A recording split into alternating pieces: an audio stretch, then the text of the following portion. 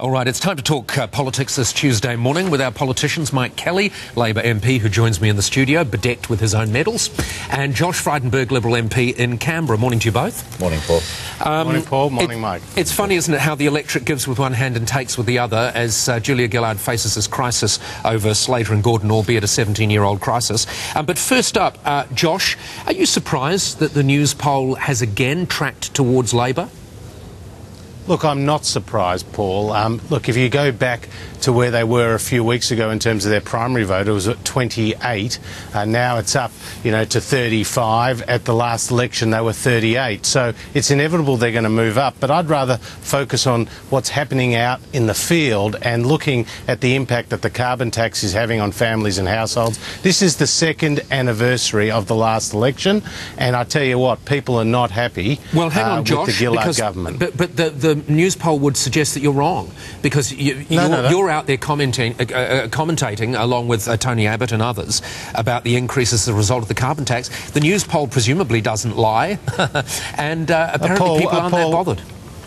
Paul, what about the two-party preferred? We're still ahead. This inevitably will tighten up significantly before the next election. But, I am not surprised, to answer your question, that it is tightening up. Right. It always does. But we're still a year out from another election, potentially. So this is just going to continue to be a close contest. So I'm not surprised at all. All right, Mike, do you think that any of this little blip in the right direction for you in the news poll has anything to do with the pragmatic way you just fell on your sword and said, look, we've got to do something about the asylum seekers, even if we end up taking half of the opposition's policy? Look, Paul, I think it's got a hell of a lot more to do with the fact that Tony Abbott's credibility is just collapsing. He's disintegrating before our eyes, and I would be extremely surprised if he was still leader of the opposition by the end of the year. When you say his credibility is collapsing, he's at it basically has the same credibility rating as your leader, the Prime Minister. Well, I think what you've seen in history is that people divorce, what they feel about Prime Ministers from what they feel about a government. Yeah, but look there,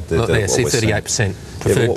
What we're seeing is that governments that make tough choices, obviously people are not going to, go out there and contest popularity contests. They're going to be judged on how competent they are to run the economy. Yeah, but I think that's a bit of a cop-out, really, Mike, because people understand tough choices, and I think people will reward a Prime Minister for taking tough choices if that's what they thought it is. Paul, I think they look at Julia Gillard and think she's incompetent. No, look, historically, Paul, if you look at it, the only bloke that we ever had that was popular as a Prime Minister was Bob Hawke, and even by 92 they sort of separated him from their attitude to government.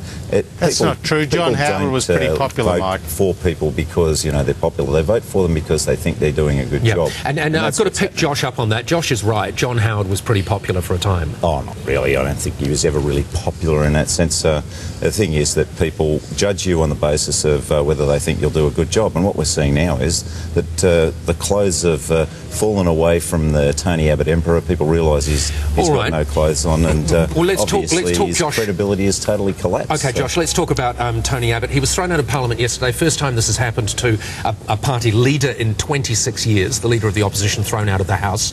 Essentially, for what is childish behaviour, he wouldn't apologise. That's not true. He did apologise. Well, and then instantly withdrew it. No, it was unfair that he was thrown out. If you look at the company that he keeps, John Howard. I'm sorry, Josh, are you calling me a liar? Are you calling me a liar? No. I'll have you thrown out of this interview.